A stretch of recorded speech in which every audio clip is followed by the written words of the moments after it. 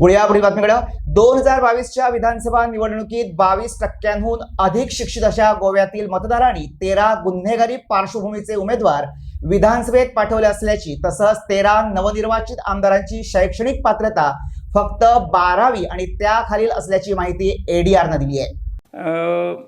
The heat and dust has settled on Goa election, almost settled.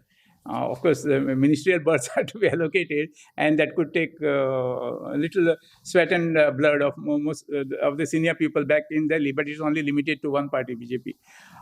So what has happened in 2022 is, yes, some of the criminals have moved out of the assembly, but there are more who have come, and that's a matter of great concern.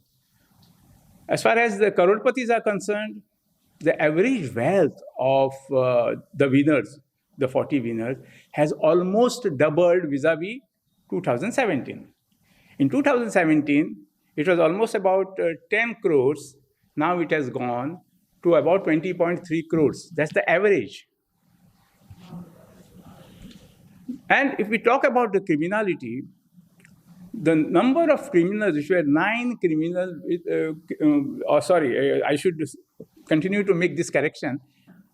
Winners with criminal cases on their head, there were only 9 with serious criminal record in 2017.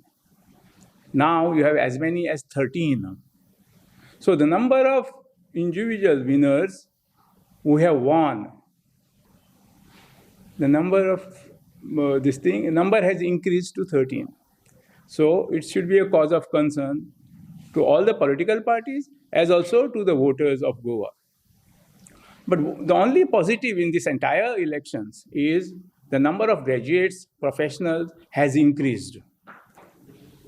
From mere 17 number out of 40, now we have as many as 21, which is straight away 52.5%.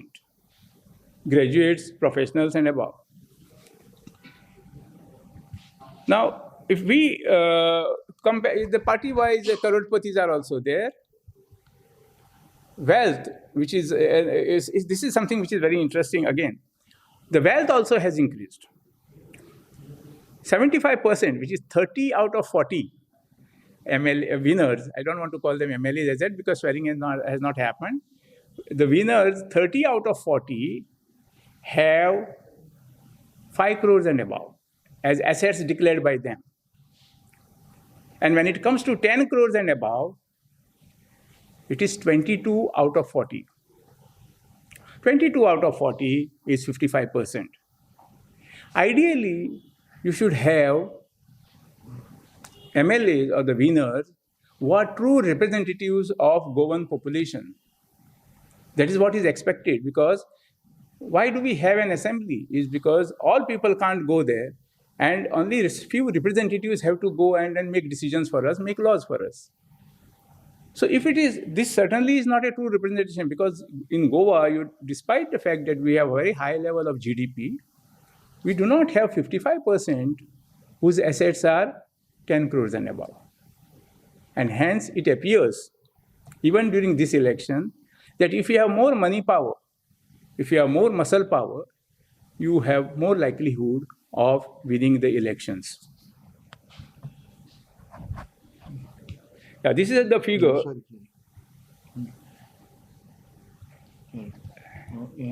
Yeah. This is the bar chart which will show you. In 2017, the average asset of the MLAs was 10 crores. This time around, the average is 20 crores. The winners' average assets are 20 crores. Sorry.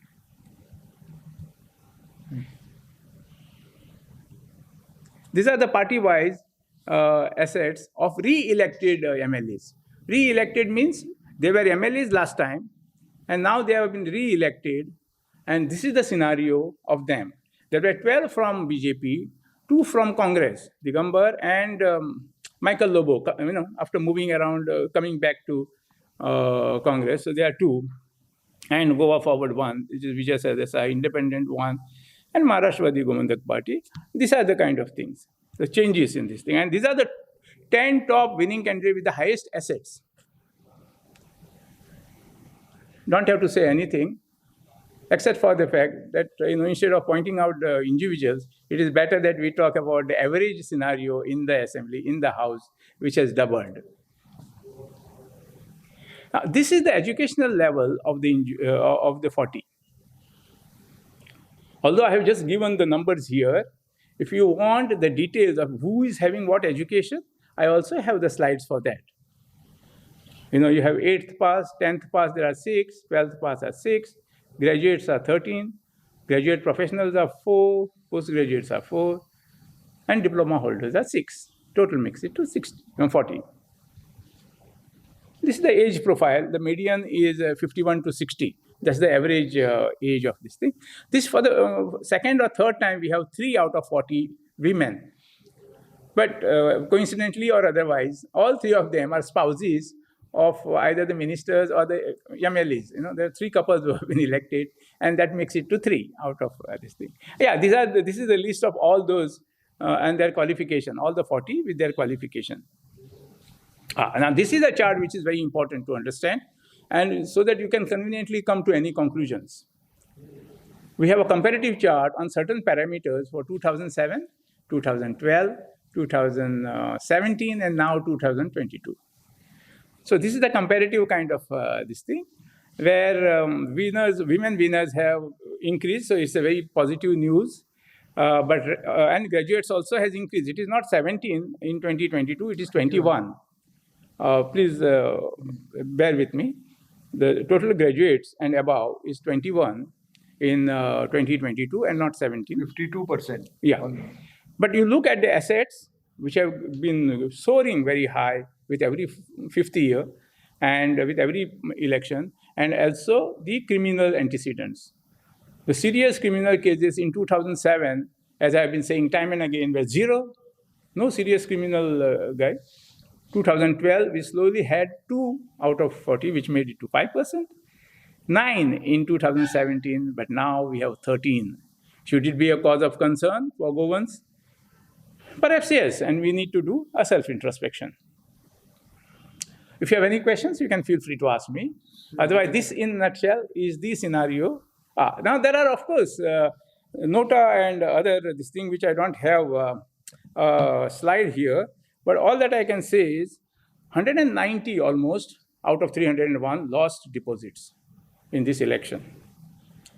77 out of 301 got the number of votes below nota level in that constituency. 77 out of 301. Nota votes in 2017 and now in 2012 are almost the same. 2017 we had 1.19%. Now we have 1.12%. And almost all parties except BJP have lost seats vis-a-vis the earlier one. Okay, that's the kind of info. And in some cases, Nota has got more votes than even the difference between the winner and number 2. A classic case is Ponda. Ponda had 291 Nota votes, and the winner is 77 or something, 77 votes. So that's the kind of thing. And for the first time in the history of Goa, BJP is having 10% more votes than Congress. It has never happened earlier, and it's happening for the first time. So this is the kind of thing. And yeah, the percentage votes have been this thing. I mean, there's an increase in percentage votes of